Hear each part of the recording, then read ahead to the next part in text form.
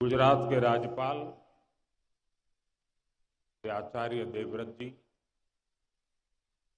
गुजरात के लोकप्रिय मुख्यमंत्री भूपेंद्र भाई पटेल, केंद्रीय मंत्रिमंडल के मेरे सहयोगी देश के रक्षा मंत्री श्रीमान राजनाथ सिंह जी, श्रीमान ज्योतिरादित्य सिंधिया जी, टाटा सन्स के चेयरमैन, एयरबस इंटरनेशनल के चीफ कमर्शियल ऑफिसर, डिफेंस और एविएशन सेक्टर के उद्योगों के साथ जुड़े सभी साथी, देवी और सज्जनों, नमस्कार। આપણે ત્યાં ગુજરાતમાં તો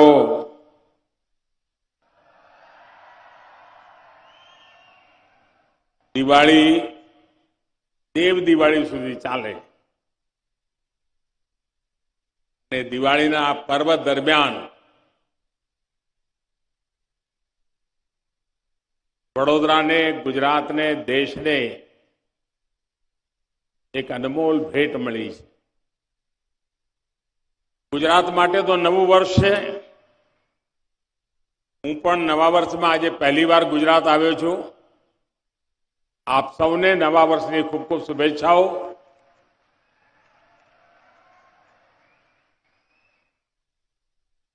आज भारत को दुनिया का बड़ा मैन्युफैक्चरिंग हब बनाने की दिशा में हम बहुत बड़ा कदम उठा रहे हैं। भारत आज अपना फाइटर प्लेन बना रहा है। भारत आज अपना टैंक बना रहा है, अपनी सबमरीन बना रहा है, और सिर्फ इतना ही नहीं, भारत में बनी दवाइयां और वैक्सीन भी आज दुनिया में लाखों लोगों का जीवन बचा रही है। भारत में बने इलेक्ट्रॉनिक गैजेट्स, भारत में बने मोबाइल फोन, भारत में बनी कारें आज कितने ही देशों में छाई हुई है। Make in India, make for the globe, इस मंत्र पर आगे बढ़ता रहा भारत आज अपने सामर्थ्य को और बढ़ा रहा है। अब भारत ट्रांसपोर्ट प्लेन का भी बहुत बड़ा निर्माता बनेगा।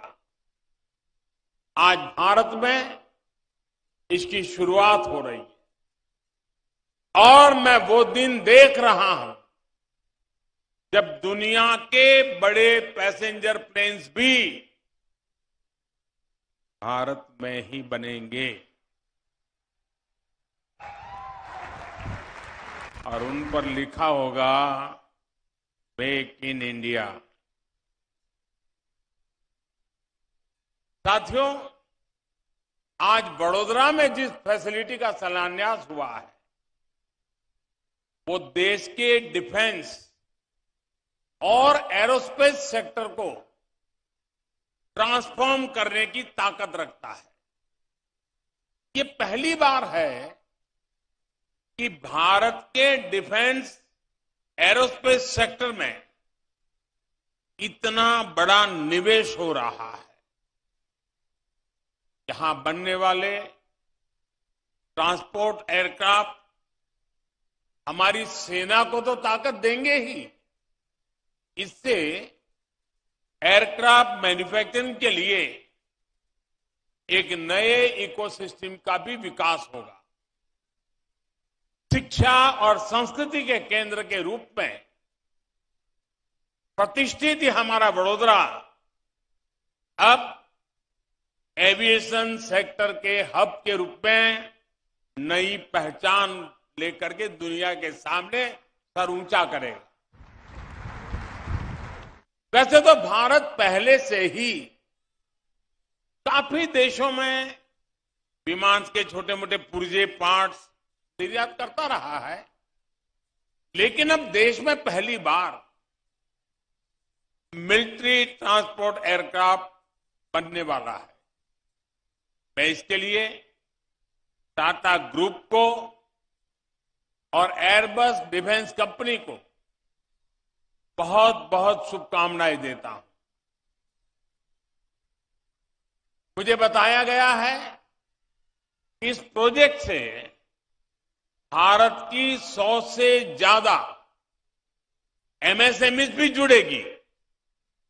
भविष्य में यहां दुनिया के दूसरे देशों के लिए एक्सपोर्ट के ऑर्डर भी लिए जा सकेंगे।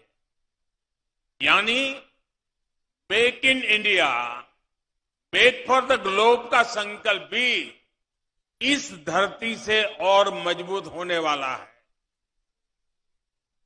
साथियों, आज भारत में दुनिया का तेजी से विकसित होता एविएशन सेक्टर है। एयर ट्रैफिक के मामले में हम दुनिया के टॉप 3 देशों में पहुंचने वाले हैं। अगले 4-5 वर्षों में करोड़ों नए यात्री हवाई सफर के यात्री होने वाले हैं। उड़ान योजना से भी इसमें बहुत मदद मिल रही है।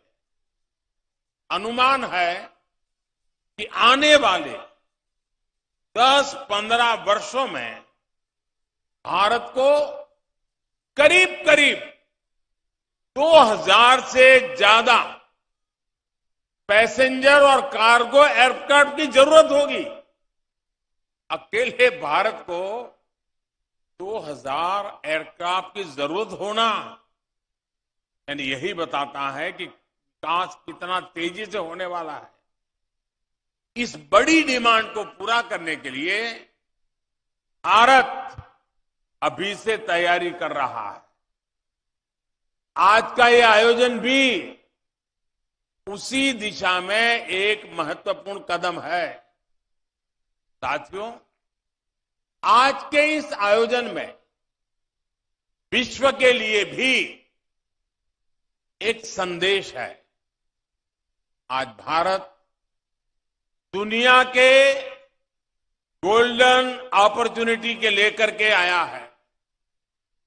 कोरोना और युद्ध से बनी परिस्थितियों के बावजूद, सप्लाई चेन में रुकावटों के बावजूद भारत के मैन्युफैक्चरिंग सेक्टर का ग्रोथ मोमेंटम बना हुआ है। और ये ऐसे ही नहीं हुआ है। आज भारत में ऑपरेटिंग कंडीशंस लगातार सुधर रही। आज भारत में जोर कॉस्ट कॉम्पिटिटिवनेस पर है, क्वालिटी पर भी है। आज भारत लो कॉस्ट मैन्युफैक्चरिंग और हाई आउटपुट आउटकम का अवसर दे रहा है। आज भारत के पास स्किल मैन पावर का बहुत बड़ा टैलेंट पूल है। बीते 8 वर्षों में जो रिफॉर्म्स हमारी सरकार ने किए, उन्होंने भारत में मैन्युफैक्चरिंग का एक अभूतपूर्व एनवायरमेंट तैयार कर दिया है। ईज ऑफ डूइंग बिजनेस पर जितना जोर आज भारत का है, उतना पहले कभी नहीं था। कॉर्पोरेट टैक्स स्ट्रक्चर को आसान बनाना हो, उसे ग्लोबली कॉम्पिटिटिव बनाना हो, अनेक सेक्टर्स में ऑटोमेटिक रूट से 100% एफडीआई का रास्ता खोलना हो, डिफेंस, माइनिंग, स्पेस जैसे सेक्टर्स को प्राइवेट कंपनियों के लिए खोलना हो, लेबर रिफॉर्म्स करना हो, 29 सेंट्रल लेबर लॉज को सिर्फ 4 कोड्स में बदलना हो, 33,000 उससे ज्यादा कंप्लायंसेस को खत्म करना हो, दर्जनों टैक्सेस के जाल को खत्म करके एक गुड्स एंड सर्विसेज टैक्स बनाना हो, भारत में आज इकोनॉमिक रिफॉर्म्स की नई गाथा लिखी जा रही। इन रिफॉर्म्स का बड़ा फायदा हमारे मैन्युफैक्चरिंग सेक्टर को ही मिल रहा है और क्षेत्र तो फायदा उठा ही रहे हैं। और साथियों, इस सफलता के पीछे एक और बड़ी वजह है, बल्कि मैं कहूंगा कि सबसे बड़ी वजह है, वो है माइंडसेट में बदलाव, मानसिकता में बदलाव।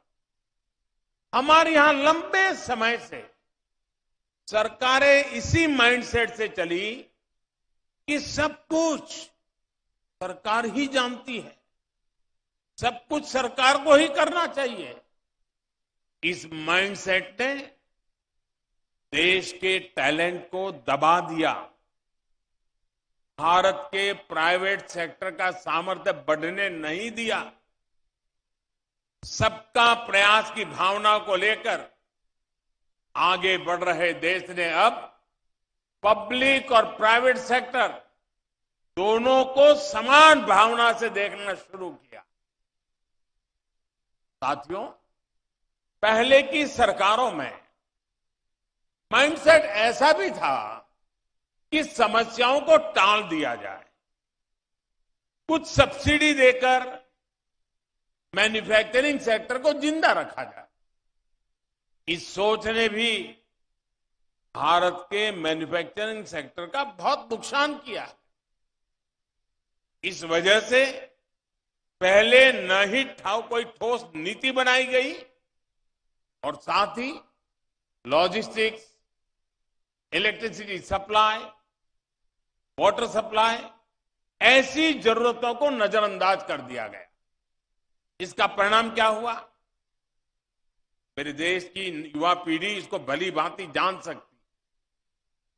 अब आज का भारत एक नए माइंडसेट, एक नए वर्क कल्चर के साथ काम कर रहा है।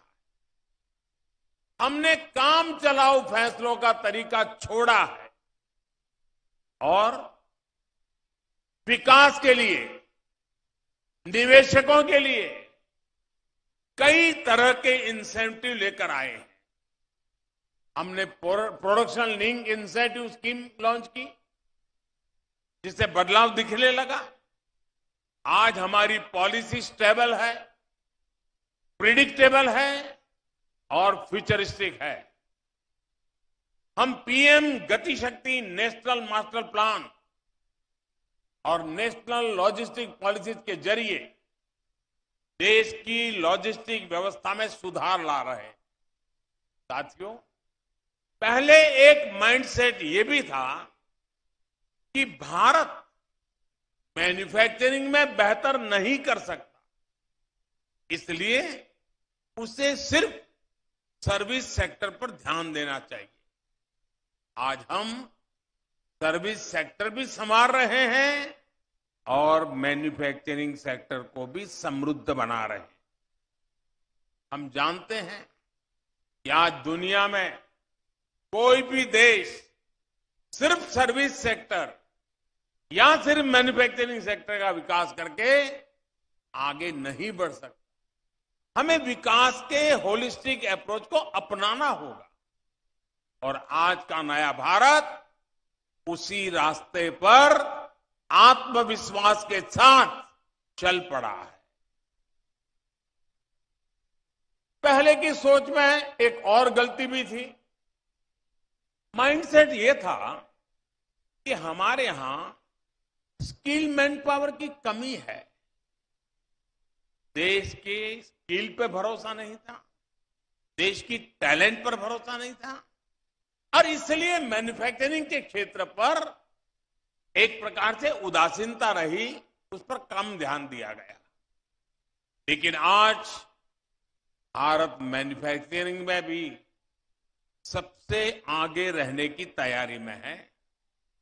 सेमीकंडक्टर से लेकर एयरक्राफ्ट तक हम हर क्षेत्र में सबसे आगे रहने के इरादे के साथ आगे बढ़ रहे हैं। ये इसलिए संभव हुआ क्योंकि पिछले 8 वर्षों में हमने स्किल डेवलपमेंट पर फोकस किया और उसके लिए एक माहौल तैयार किया। इन सारे बदलावों को आत्मसात करते हुए आज मैन्युफैक्चरिंग सेक्टर में भारत की विकास यात्रा इस पड़ाव पर पहुंची है। साथियों, हमारी सरकार की इन्वेस्टमेंट फ्रेंडली नीतियों का फल एफडीआई में भी दिखता है। पिछले 8 वर्षों में 160 देशों से ज्यादा की कंपनियों ने भारत में निवेश किया है। और ऐसा भी नहीं कि विदेशी निवेश सिर्फ कुछ इंडस्ट्रीज में ही आया हो। इसका फैलाव अर्थव्यवस्था के 60 से ज्यादा सेक्टर को कवर करता है। 31 राज्यों के अंदर इन्वेस्टमेंट पहुंचा है। अकेले एरोस्पेस सेक्टर में ही $3 बिलियन से अधिक का निवेश हुआ है। साल 2000 से 2014 तक इस सेक्टर में जितना निवेश हुआ था उससे यानी वो 14 साल की तुलना में इन 8 वर्षों में 5 गुना ज्यादा निवेश हुआ है। आने वाले वर्षों में आत्मनिर्भर भारत अभियान के बड़े पिलर्स डिफेंस और एरोस्पेस सेक्टर होने वाले। हमारा लक्ष्य है कि 2025 तक हमारी डिफेंस मैन्युफैक्चरिंग का स्केल $25 बिलियन पार कर जाएगा। हमारे डिफेंस एक्सपोर्ट भी $5 बिलियन से अधिक होंगे। उत्तर प्रदेश और तमिलनाडु में विकसित हो रहे डिफेंस कॉरिडोर से भी इस सेक्टर को स्केल अप करने में मदद मिलेगी। वैसे मैं आज देश के रक्षा मंत्रालय और गुजरात सरकार की भी भूरी भूरी प्रशंसा करता हूं, तारीफ करता हूं। आपने देखा होगा कुछ दिन पहले उन्होंने गांधीनगर में बहुत शानदार डेफ एक्सपो आयोजन किया। डिफेंस से जुड़े सारे इक्विपमेंट्स का वहां बहुत बड़ा कार्यक्रम हुआ और मुझे कहते हुए खुशी हो रही है और राजनाथ जी को मैं बधाई देता हूं कि अभी तक का सबसे बड़ा डेफ एक्सपो था।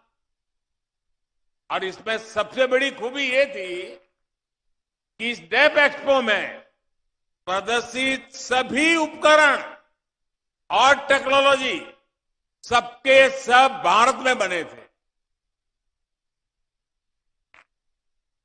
यानी प्रोजेक्ट C295 का प्रतिबिंब हमें आने वाले वर्षों के डेफ एक्सपो में भी दिखाई देगा। मैं टाटा ग्रुप को और एयरबस को इसके लिए भी अग्रिम शुभकामनाएं देता हूं। साथियों, आज के इस ऐतिहासिक अवसर पर मैं इंडस्ट्री से जुड़े साथियों से अपना एक आग्रह दोहराना चाहता हूं और मुझे खुशी है कि अनेक क्षेत्र के सभी वरिष्ठ उद्योग जगत के साथी आज इस महत्वपूर्ण घटना के साक्षी बनने के लिए हमारे बीच पधारे हैं। देश में इस समय निवेश के लिए जो अभूतपूर्व विश्वास बना है उसका अधिक से अधिक लाभ आप उठाएं। आप जितने एग्रेसिवली आगे बढ़ सकते हैं ये मौका जाने मत दीजिए। देश के जो स्टार्टअप्स हैं मैं उद्योग जगत के एस्टैब्लिश जो प्लेयर्स हैं उनसे आग्रह करूंगा, देश के जो स्टार्टअप्स हैं, हम उन्हें कैसे आगे बढ़ने में मदद कर सकते हैं। मैं तो चाहता हूं सब बड़ी इंडस्ट्री एक स्टार्टअप सेल अपने यहां बनाएं और देश भर में जो हमारी नए नौजवान स्टार्टअप पे काम करते हैं उनका अध्ययन करें और उनके काम में उनकी रिसर्च क्या मैच कर सकती है उसका हैंड होल्डिंग करें। आप देखिए बहुत तेजी से आप भी बढ़ेंगे और मेरे वो नौजवान आज स्टार्टअप की दुनिया में हिंदुस्तान का नाम रोशन कर रहे हैं, उनकी भी ताकत अनेक गुना बढ़ जाएगी। रिसर्च में अभी भी प्राइवेट सेक्टर की हिस्सेदारी सीमित ही है। इसको हम मिलकर बढ़ाएंगे तो इनोवेशन का, मैन्युफैक्चरिंग का और सशक्त इकोसिस्टम विकसित कर पाएंगे। सबका प्रयास का मंत्र हम सबको काम आएगा, हम सबके लिए मार्गदर्शक रहेगा और हम सब उसी राह पर चल पड़ेंगे। एक बार फिर सभी देशवासियों को इस आधुनिक एयरक्राफ्ट मैन्युफैक्चरिंग फैसिलिटी के लिए मैं बहुत बहुत बधाई देता हूं। देश के नौजवानों के लिए अनेक नए अवसर इंतजार कर रहे हैं। मैं देश की युवा पीढ़ी को भी विशेष रूप से शुभकामनाएं देता हूं। बहुत बहुत धन्यवाद।